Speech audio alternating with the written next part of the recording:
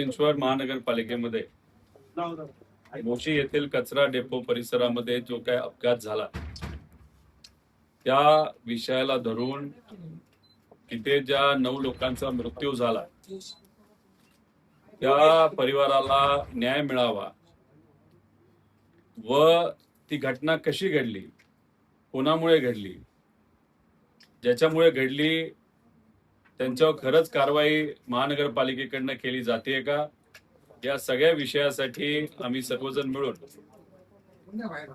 महानगरपालिकेच्या आयुक्त यांना भेटण्यासाठी आलो होतो.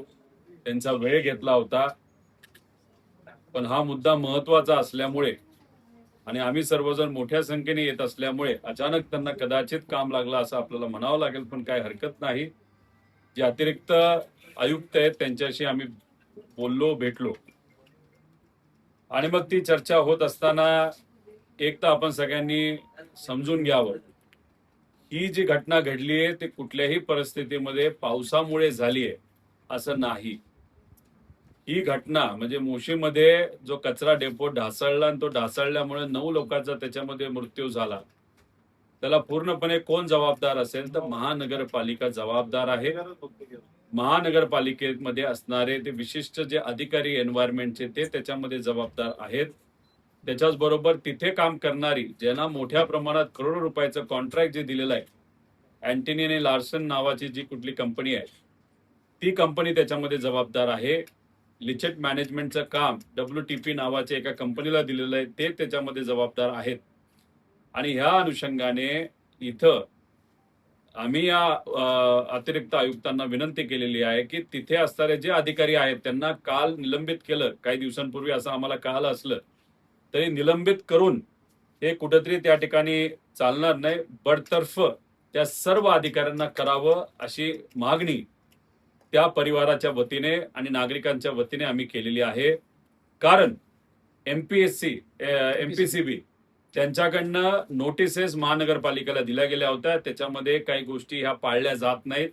MPCB हे शासनाची पोल्युशन मेंटेन होते नाही होत, कंट्रोल केला जातो का नाही केला जात हे बघणारी एक एजन्सी आहे. त्यांनी यांना सांगितलं होतं की तिथं काही तफावत येत आहेत. NGT कडनं सुद्धा त्यांना नोटीस दिली गेली होती. त्याच्याच बरोबर तिथे ज्या काही डिस्टन्स एखाद्या बिल्डिंगमध्ये आणि त्या कचरा डेपोमध्ये जे डिस्टन्स ठेवायला पाहिजे होतं ते दुर्दैवाने त्या ठिकाणी ठेवलं नाही. गुगलवर आपल्या सगळ्यांना दिसतंय. आणि कुठलाही डेपो एका विशिष्ट हाईट पर्यंतच घेतला जाऊ शकतो, त्याच्या पुढे जाता येत नाही हे सुप्रीम कोर्टाने आदेश दिलेले आहेत. त्याच्याचबरोबर UD डिपार्टमेंटच्या अंतर्गत एक कायदा हा 2016-17 मध्ये बनवला गेला, ज्याच्या अंतर्गत हे जे काही कचराचं मॅनेजमेंट असेल ते डेपो कसा मॅनेज केला पाहिजे हे सगळ्याचे तिथं अध्यादेश आहेत, GR आहेत.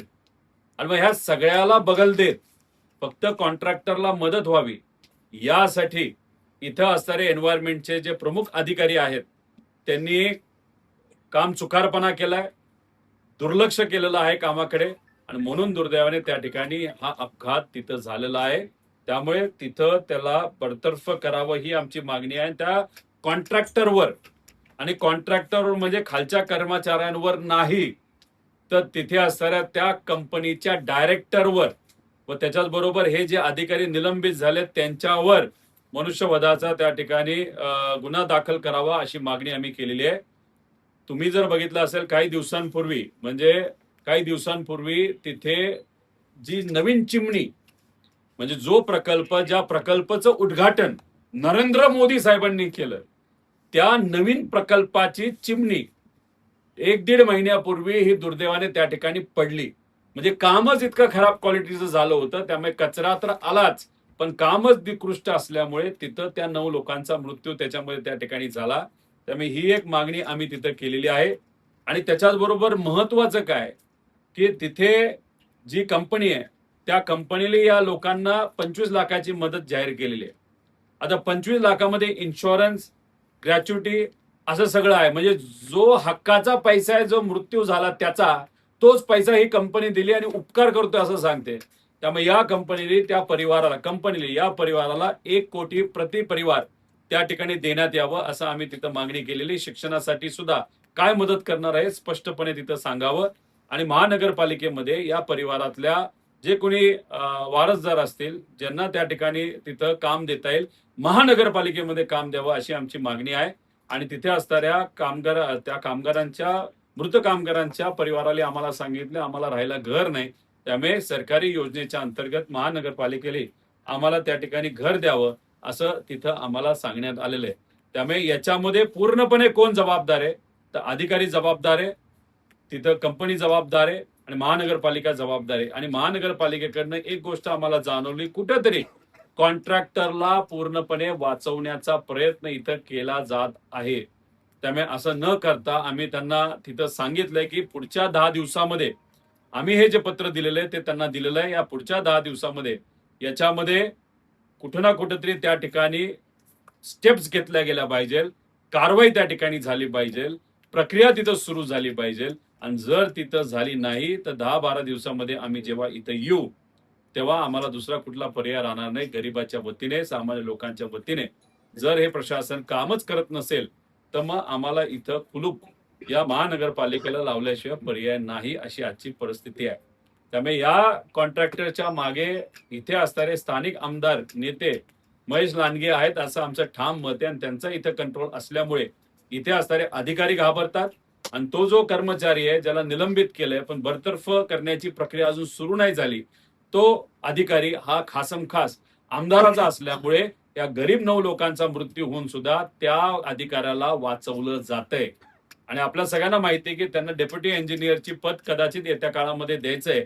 त्यामुळे काल परवा सिटी इंजिनियर म्हणजे या गरीब परिवारासाठी कुठेही नियोजन न करता 3 पदं ही वेगळी तिथं निर्माण केली आहे. त्यातलं एक पद त्याला द्यायचंय. त्यामुळे आम्ही कदापि हे होऊन देणार नाही. या 9 लोकांना न्याय देण्यासाठी तिथं त्या अधिकाऱ्यांवर कारवाई होणं फार महत्वाचं आहे. दुसरी एक गोष्ट तुम्हाला आपल्या सगळ्यांना माहिती असावी, काही महिन्यांपूर्वी तुम्हाला माहित असेल की इथं बांगलादेशीच्या नावाअंतर्गत कुठं झालं होतं ते?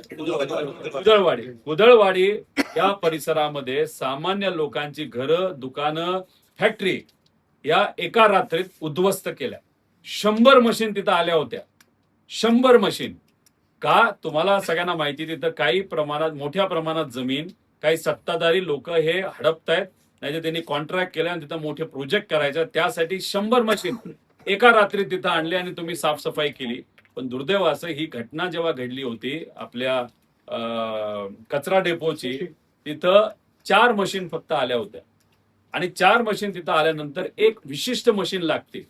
जर तिथं टेबल कापायची असेल, जर तिथं टीएमटी बार कापायचं असेल तर त्याला डेमॉलिशनचं नाही तर कटिंग मशीनची लागते. जी दुर्दैव असं सर्वात श्रीमंत महानगरपालिका आपल्या या पिंपरी चिंचवडला बोललं जात असताना सुद्धा इकडे मशीन नाही, ते पुणे महानगरपालिकेकडे आहे. आणि ती मशीन इथं आणायला या लोकांना 36 तास लागले.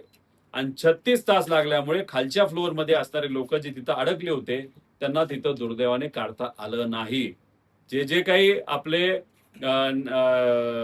एनडीआरएफचे लोक असतील, एसडीआरएफचे लोक, तर त्यांचं मत आलं हे मशीन जर लवकर मिळालं असतं कदाचित याच्यातला एक दुसरा माणूस हा वाचू शकला असता. मग हे मशीन का आपण घेतलं नव्हतं, का वेळेवर आलं नाही? आणि आता तुमची जनरल बॉडी बैठक होऊन सुद्धा तुम्हाला हा अनुभव, दुर्दैवी अनुभव असताना सुद्धा या जनरल बॉडीमध्ये सगळ्यांनी एका मताने ही मशीन घ्यावी असा ठराव त्या ठिकाणी का केला गेला नाही, असे प्रश्न त्या ठिकाणी आम्ही अतिरिक्त आयुक्तांना तिथं केलेला आहे. आणि सगळ्यात महत्वाची गोष्ट आपण समजून घ्या, बायो मायनिंगचा आणि बायोगॅसचा एक मोठा 375 कोटी रुपयाचा प्रोजेक्ट केला जातोय. आता त्याचं काम काही महिन्यांपासून सुरू आहे, पण त्याचा डीपीआर कोणी केलाय? तर हे जे काय प्रकरण झालं, ही बिल्डिंग जी ढासळली आणि बिल्डिंगचं जी काही चिमणी पडली, त्याचा डीपीआर ज्या व्यक्तीने बनवलेला आहे, ज्याच्यामध्ये अनेक त्रुटी आहेत, त्याच व्यक्तीला 375 कोटी रुपयाचा नवीन येणारा बायोगॅसचा, बायो मायनिंगचा प्रोजेक्टचा डीपीआर करायला लावलाय. आणि ज्या अधिकाऱ्यांना निलंबित आता केलं आणि ते बरतर्फ करावा अशी आमची मागणी, त्या लोकांनीच हा प्रोजेक्ट जो आहे तो अप्रूव्ह केलेला आहे. त्यामुळे आमची ठाम मागणी आहे, काही झालं तर हे नवीन प्रोजेक्टमध्ये डीपीआर ज्या व्यक्तीने बनवला आहे आणि हाच डीपीआर तोच व्यक्ती बनवत असेल तर ते कॅन्सल करण्यात यावा. त्याच अधिकाऱ्याने या डीपीआरला अप्रुव्हल दिलं असेल, या प्रोजेक्टला अप्रुव्हल दिलं असेल तरी हा जो नवीन डीपीआर त्याच्यामध्ये करण्यात यावा. नवीन अधिकाऱ्याच्या अंतर्गत सगळा अभ्यास पूर्णपणे करून हा नवीन प्रोजेक्ट तिथं देण्यात यावा अशी आमच्या सगळ्यांची मागणी आहे. जर पूर्वीच्याच लोकांनी ज्यांच्यामुळे ही घटना घडली त्यांच्याच सैली हा नवीन प्रोजेक्ट जर तिथं होणार असेल आणि तुम्ही जर नवीन डीपीआर करणार नसाल तर आमची मागणी आहे की सगळे जे सत्ताधारी नगरसेवक आहेत ते आयुक्त आणि जे संबंधित अधिकारी आहेत, त्यांनी पिंपरी चिंचवडच्या नागरिकांना लिहून द्यायचं की उद्या जाऊन त्या प्रोजेक्टमध्ये एखादी अशी घटना घडली तर आमचं घरदार विका, नाही तर आम्ही पूर्णपणे जबाबदार आहोत, असं जर या प्रशासनाला आणि शासनामध्ये असणाऱ्या सर्व नगरसेवकांनी जर लिहून दिलं तर मग आम्ही मान्य करू, ठीक आहे कोणीतरी जबाबदारी घेते. आणि ती जबाबदारी घ्यायला हे लोक तयार नसतील तर मग मात्र त्या ठिकाणी नवीन डीपीआर आपल्याला करावा लागेल नवीन एजन्सीच्या माध्यमातून. जाता जाता अजून एक महत्वाची गोष्ट आपल्याला सांगतो की असंही आम्हाला कळालेलं आहे की त्याच्या आसपास गेले 2 ते 2.5 वर्ष पिंपरी चिंचवडमध्ये कुठेही तिथं खाणी त्या करू नयेत, नाहीतर खाणी हा फोडल्या जाऊ नयेत, तिथं बार करू नये असं सांगण्यात आलेलं आहे. पण तरी सुद्धा अनधिकृत पद्धतीने ब्लास्टिंग मोठ्या प्रमाणात या भागामध्ये केलं जातं. ते कोण करतं असं कलेक्टर साहेबांना आम्ही पत्र देऊन तिथं मागणी करणार आहोत. आमच्याकडे काही व्हिडिओ आहेत आणि तिथं आसपास जे ब्लास्टिंग झालं त्याच्यामुळे सुद्धा हा जो काही कचरा आहे तो त्याच्यामध्ये त्या ठिकाणी कमकुवत झाला आणि तो ढासळला. त्यामुळे त्याला कोण जबाबदार आहे, त्या व्यक्तीला सुद्धा जबाबदार त्याच्यामध्ये धरण्यात यावं. आणि या प्रोजेक्टच्या जवळ एक 16, 17, 18 एकर जमीन आहे जी पूर्वी नॅचरल खड्डा होता.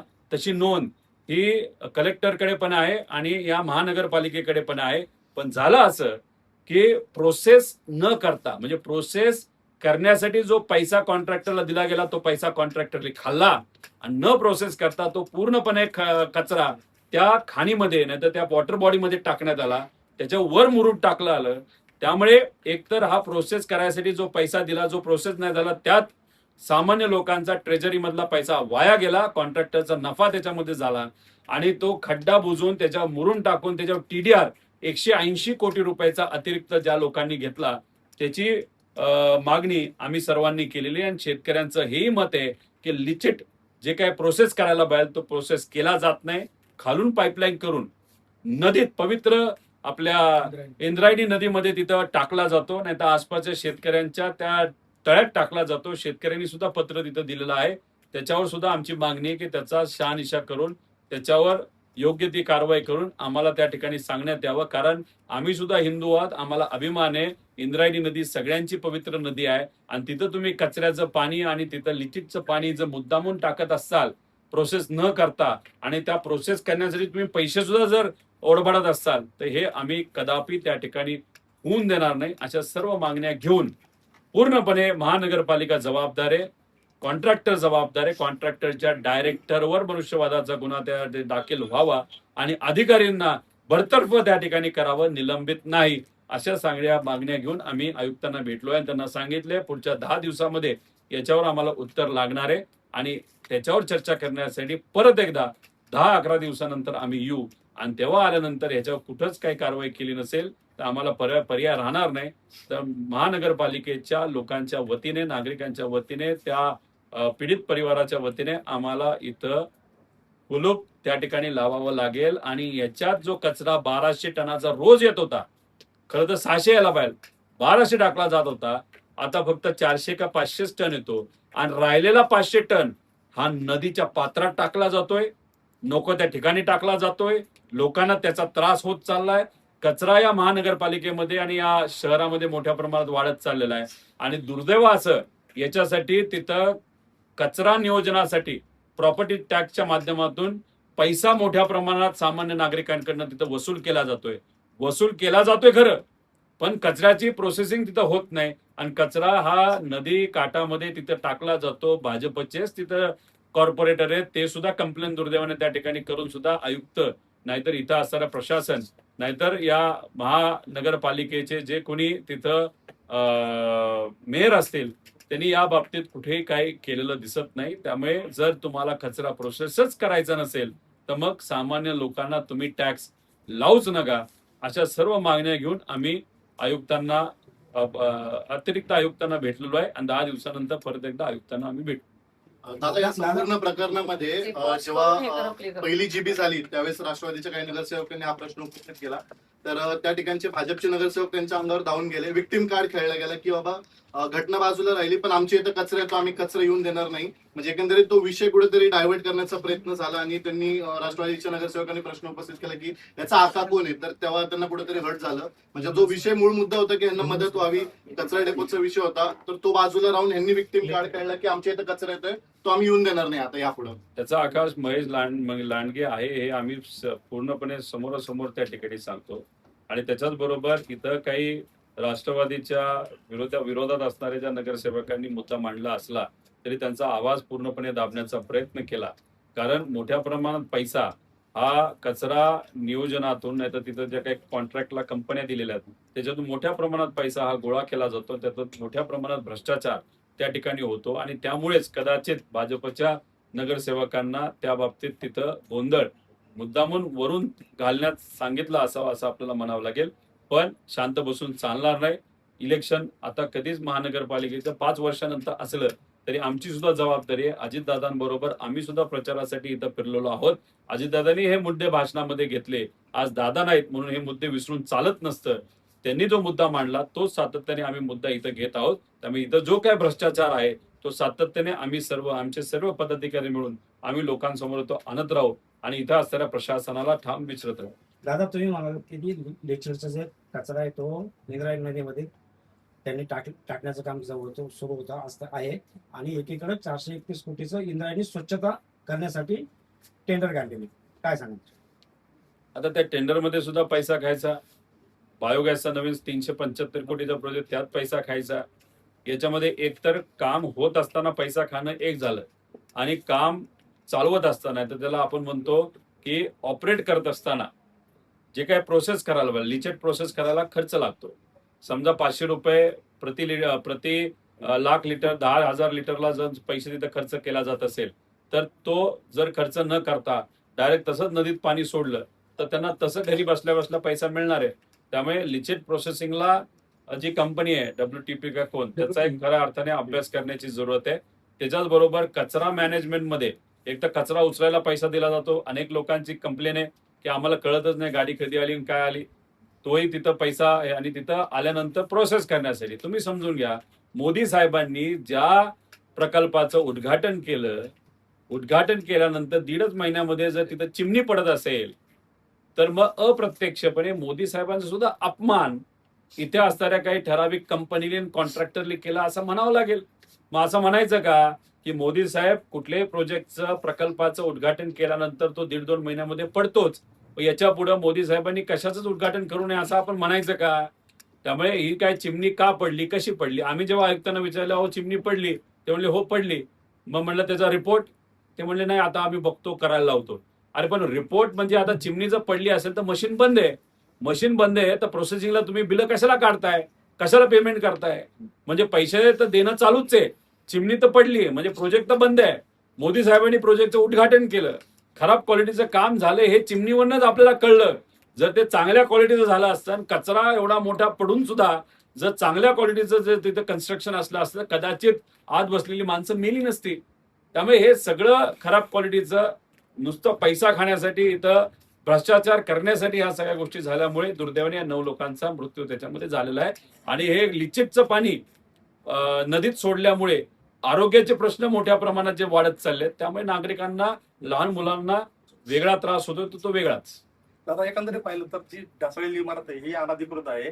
गेल्या 26 जुलै 2023 रोजी परवानगी मागण्यात आली आणि दुसऱ्या दिवशी 27 तारखेला ही परवानगी देण्यात आली आणि फक्त तळमजल्याची परवानगी असताना इथं 3 मजली इमारत ढासळती. कसं पाहता याकडे, याविषयी तुम्ही प्रशासनाचा विचारणार आहात का? नाही, आम्ही तो विचारणार आहोत. आम्हाला कळालं की PWD विभाग, नाही तर त्यांचा जो बांधकाम विभाग आहे त्या बांधकाम विभागाच्या अधिकाऱ्यांना सुद्धा निलंबित केलेला आहे. आता इथं ग्राउंड फ्लोअरची परवानगी असताना तुम्ही 2 मजले त्याच्यावर बांधता. 2 मजले बांधत असताना ती जर चिमणी पडत असेल तर त्याचा अर्थ तिथलं टेक्निकल आणि क्वालिटी ऑडिट सुद्धा तिथं झालेलं नाही. मग ऑडिट का नाही झाला असा प्रश्न आता निर्माण इथं होतो. आणि त्याच्याच बरोबर आपण जर बघितलं तर हे जे काय तुम्हाला फायर ब्रिगेड आणि ह्याच्या ज्या परमिशन लागतात त्याच्यामध्ये तर न व्हिजिट करता परमिशन दिलं असं आम्हाला तिथे कळालेलं आहे. त्यामुळे 100% याच्यामध्ये फायर ब्रिगेड विभागाला ज्यांनी फायरची परमिशन दिली ते तिथं जबाबदार, कारण तिथं तुम्हाला माहिती आहे की अनेक वेळा आग लागलेलं हे सुद्धा तिथं ऐकलेलं आहे. त्यामुळे ते जबाबदार आहे, बांधकाम विभाग सुद्धा जबाबदार आहे, आयुक्त सुद्धा जबाबदार आहेत आणि जो एन्व्हायरमेंटचा अधिकारी ज्याला निलंबित केलं तो तर पूर्णपणे या विषयाला जबाबदार आहे, मृत्यूला सुद्धा जबाबदार आहे. त्यामुळे त्याच्यावर एक बडतर्फ करून त्याच्यावर तिथं FIR हे मनुष्यवधाचं होणं तितकंच महत्वाचं आहे. आणि कंपनीवर कारवाई होताना ज्या वॉचमॅनचा पाय मोडला, बिचाऱ्यांनी फोन करून बायकोला सांगितलं की मी अडकलेलो आहे, याच्यावर त्यांनी तिथं कारवाई केली असं आम्हाला समजतंय. डायरेक्टरवर तिथं FIR होणं हे महत्वाचं आहे, कारण director of the company is responsible.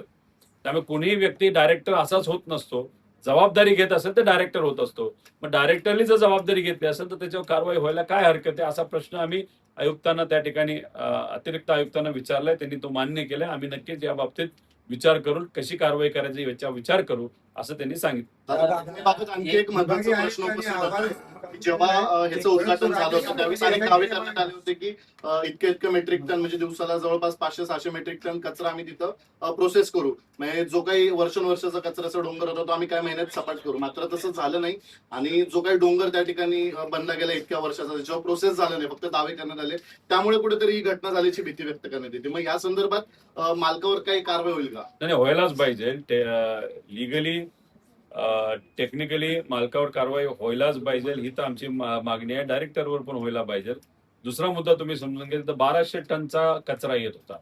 1200 टनचा कचरा येऊन तिथं कॅपॅसिटी 500 का 600ची कॅपॅसिटी आहे. 700ची कॅपॅसिटी असेल आणि 1200 टन म्हणजे 500 जात कुठं होतं, ते वरच चढत चाललं होतं. मग आवक 1200ची, प्रोसेसिंग 700ची, त्यात 1.5-2 महिना तुम्हाला माहिती की चिमणी पडली होती. चिमणी पडल्यामुळे प्रोसेस नाही झाला, पण नुसते थपीच्या थपी तिथं लागत गेल्या आणि मग ते पडलं.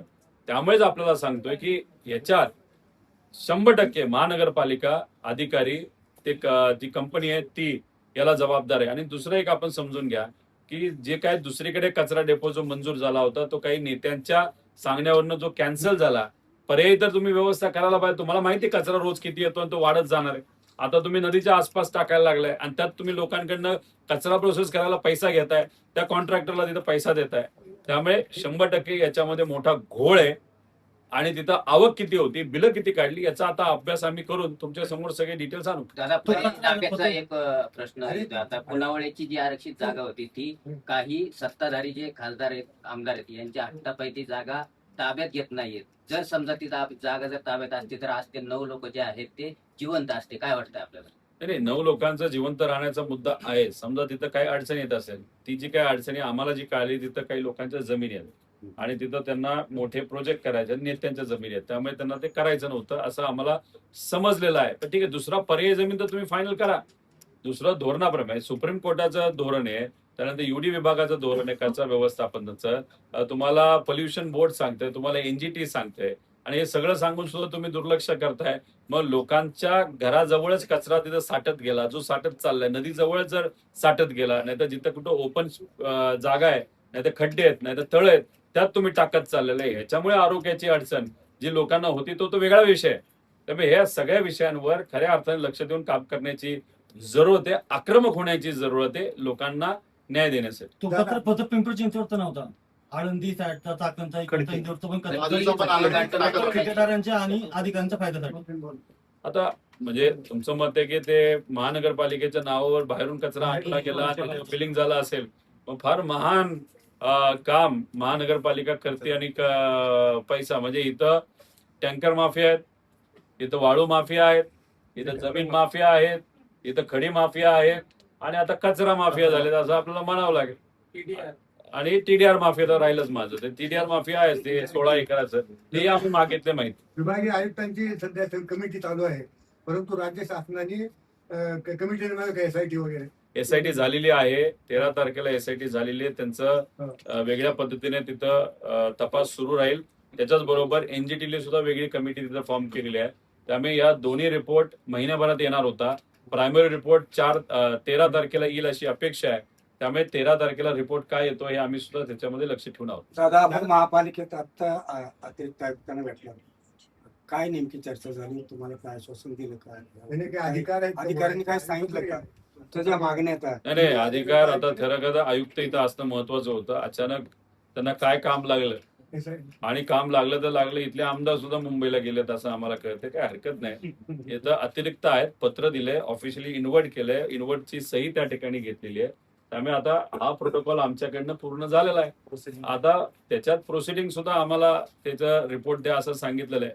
त्यामुळे आता 10, 12, 13 दिवसानंतर तुम्ही बघा की जर त्यांनी त्या पद्धतीने काम नाही केलं तर लोकांच्या वतीने काय लेवल पर्यंत आम्ही जाऊ शकतो, काय पुरावे काढू शकतो, काय व्हिडिओ काढू शकतो, काय काय लेवल पर्यंत आम्हाला त्या ठिकाणी जाऊन लोकांना न्याय देऊ शकतो हे तुम्हाला 10-12 दिवसामध्ये कळेल. दादा अगदी शेवटच्या घटकापर्यंत आयुक्त साहेबांनी अगदी म्हणजे प्रयत्न आज बाहेर काढले, त्या शेवटच्या घटकापर्यंत आयुक्त साहेब हे सांगत होते की नैसर्गिक आपत्ती कसं पाहता या विधानाकडे? चुकीचं आहे. नैसर्गिक आपत्ती अजिबात नाही त्याच्यामध्ये पूर्णपणे महापालिका जबाबदार आहे. आता नैसर्गिक आपत्ती म्हणजे पावसाळी नाही तर मग आता तुम्ही म्हणाल की देवाली आम्हाला सांगितलं होतं की थप्पीवर थप्पी तिथं रचत जावा. आता थप्पीवर थप्पी रचलं कुण? अधिकारी, त्या कॉन्ट्रॅक्टरला दुर्लक्ष कोणी केलं? अधिकारी केले. अधिकारी कोणाचा? महानगरपालिकेचा. पैसे कोण काढतंय? महानगरपालिके. नोटिसेस एमपीसीबीने दिलेत, तुम्हाला त्या ट्रिब्युनलनी तिथं नोटिसेस दिलेल्या आहेत, सुप्रीम कोर्टचे आदेश आहेत.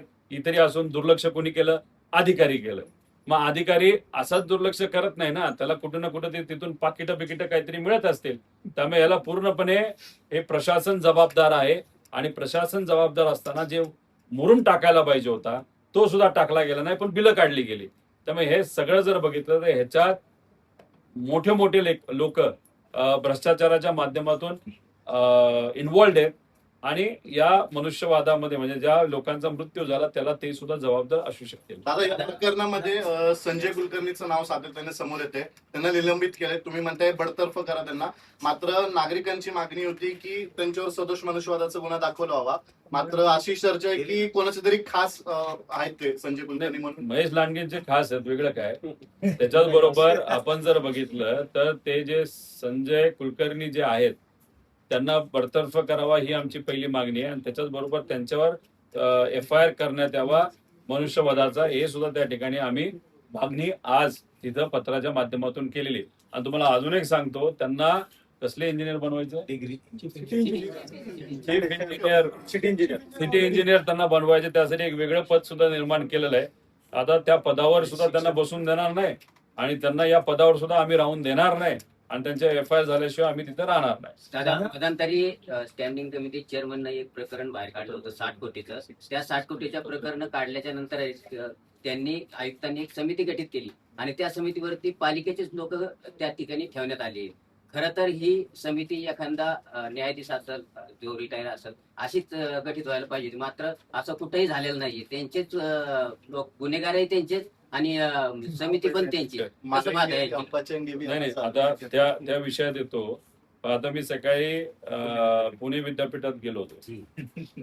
आता निलंबित कुठला अधिकारी झाले, महाराष्ट्र पोल्युशन बोर्डाची त्यांना नोटीस पण आलेली आहे, ह्याला सुद्धा त्यांनी दुर्लक्ष केलं. आता नोटीस संजय कुलकर्णींना आलेली आहे आणि अजून एक अधिकारी आहे अल्लाट, योगेश अल्लाट. इतका हुशार अधिकारी आहे आणि तो गाडीने प्रवास करत नाही, तो विमानाने प्रवास करतो आणि हेलिकॉप्टरने प्रवास करतो. तुम्ही म्हणाला असं का? कुठल्याही पत्रकाराला नाही तर कुठल्याही सामान्य व्यक्तीला आम्ही विचारलं की इथून तुम्हाला जर पुणे शहरामध्ये जायचं असेल नाही तर वाघोलीत जायचं असेल तर तुम्हाला किती वेळ प्रवास करावा लागतो? 1.5-2 तास ट्रॅफिक अनुसार. आता तुम्हाला जर एखादी डिग्री घ्यायची असेल तर एक तर तुम्हाला बाहेरून डिग्री घ्यावी लागते. आता पुणे शहरामध्ये बाहेरून डिग्री देणारं कॉलेज इंजिनिअरिंगचं कुठलं होतं? ते होतं वाडिया कॉलेज. पण ते कधीपर्यंत होतं? 2009 पर्यंत. पण हे जे अल्लाट आहेत या महाशयांनी त्याच्यानंतर डिग्री घेतली वाघोलीच्या एका कॉलेजकडे. आता युनिव्हर्सिटीचा रूल काय सांगतो? किती टक्के तिथं उपस्थिती असावी कॉलेजमध्ये? 75. बाहेरून तर देता येत नाही, म्हणजे त्याला तिथं जावं लागलं असेल तर तो तिथं गेला असं आपण समजूया. म्हणजे तिथं तो सातत्याने अभ्यास करत होता, लायब्ररीमध्ये जात होता, क्लासेसमध्ये बसत होता. 75% तिथं त्यांनी प्रेझेंटी होते. पण महानगरपालिकेमध्ये आम्ही थोडासा अभ्यास केला, माहिती काढली की मग सुट्टी घेतली होती का या महाशयांनी? तर यांनी महाशयांनी सुट्टी घेतली नव्हती. यांनी इथं सुद्धा पगार काढलाय. सुट्टी घेतली नाही म्हणजे इथं काम करत होते. त्यांच्या अतिरिक्त पण बराच लोड आहे असं आम्हाला कळालेलं आहे, म्हणजे या विभागाचा त्या विभागाचा. म्हणजे महानगरपालिकेमध्ये जो माणूस 10-12 तास काम करत होता तो त्याच वेळेस फिजिकली वाघोलीमध्ये कॉलेजमध्ये सुद्धा बसला होता. म्हणजे जसं किंग कॉंग का कोण तो नाही तो आपला नॉर्थ कोरियाचा जो आहे किंग कॉंग कुंग, असं म्हणतात की त्याचे 2-2 त्या दिसणारी माणसं आहेत. नाही तर आपला रशियाचा कोण पुतीनकडे पण 2-3 त्यासारखी दिसणारी माणसं आहेत. नाहीतर इस्रायलचा कोण नितीन आहो त्याच्याकडे 2-3 त्या. असा इथं महानगरपालिकेमध्ये एवढा मोठा अधिकारी की त्यासारखी दिसणारी 2 माणसं आहेत. मिस्टर इंडिया सारखं एक तिकडं काम करतो, अभ्यास करतो आणि एक इकडं काम करतो. आता ह्याची जबाबदारी कशाची होती? या विभागाची जबाबदारी होती. मग ह्याली डिग्री घेत असताना फिजिकली डिग्री घेतली का? महानगरपालिकेमध्ये आज सकाळी आम्ही कशासाठी गेलो होतो? खोट्या डिग्रीसाठी. मग ह्याली खोटी डिग्री घेतली. एकतर तुम्ही 75% तिथं असल्याशिवाय तुम्हाला खरी डिग्री मिळणार नाही. 100% तुम्ही खोटी डिग्री घेतली. बरं खोटी डिग्री नसेल घेतली तर तुम्ही तिथं गेला असाल तर इथं तुम्ही सुट्टी टाकली नाही, इथला पगार तुम्ही घेतलेला आहे. त्यामुळे या अल्लाट भाऊंना एक तर नोकरीवर राहण्याचा पूर्णपणे अधिकारच नाहीये. त्या खोलात सुद्धा आम्ही जाणार आहोत आणि तिथं त्याच्यावर कारवाई व्हावी अशी सुद्धा आम्ही मागणी तिथं करणार आहोत. त्यामुळे असे मिस्टर इंडिया सारखे मोठे ताकदवान अधिकारी इथं असल्यामुळे सामान्य लोकांवर तिथं अन्याय होतो आणि या अधिकाऱ्यांना आका म्हणून इथे असणारे नेते भाजपचे पाठिंबा देत असल्यामुळे त्यांचा अहंकार दुर्दैवाने त्या ठिकाणी वाढत चाललेला आहे. दादा तो विषय तुम्हाला दादा, माहिती आहे की या खोट्याचा विषय शहरामध्ये तसेच- अजितदादांचं पूर्ण पकड होती. आता तुम्ही अजितदादांकडे पाहता, तुम्ही या शहराच्या राजकारणामध्ये सातत्याने लक्ष घालणार नाही. विषय असाच आहे की जिथं कुठं अन्याय होतो तिथं आम्ही जातोय. शेतकऱ्यांवर अन्याय झाला, कांद्याचे रेट वाढवावेत यासाठी आम्ही आंदोलन केलं. कर्जमाफीचा मुद्दा आला त्यासाठी केलं, विद्यार्थ्यांसाठी केलं. तर महिलांवर जे अत्याचार होतात तो मुद्दा हा सरकारच्या समोर यावं त्यासाठी आम्ही आंदोलन केलं. आता इथं आलोय. काल आम्ही एमपीएससी मध्ये जो पेपर फुटला तो मुद्दा तिथं लढतोय. त्यामुळे महानगरपालिकेमध्ये असणाऱ्या सामान्य लोकांच्या वतीने अजितदादा ज्या पद्धतीने मनापासून या लोकांचं भलं व्हावं यासाठी लढत होते, त्यांच्या विचाराने त्यांच्या कर्तृत्वातून प्रेरणा घेऊन आम्ही सर्वजण कार्यकर्ते म्हणून 100% इथं लक्ष घालून लढू.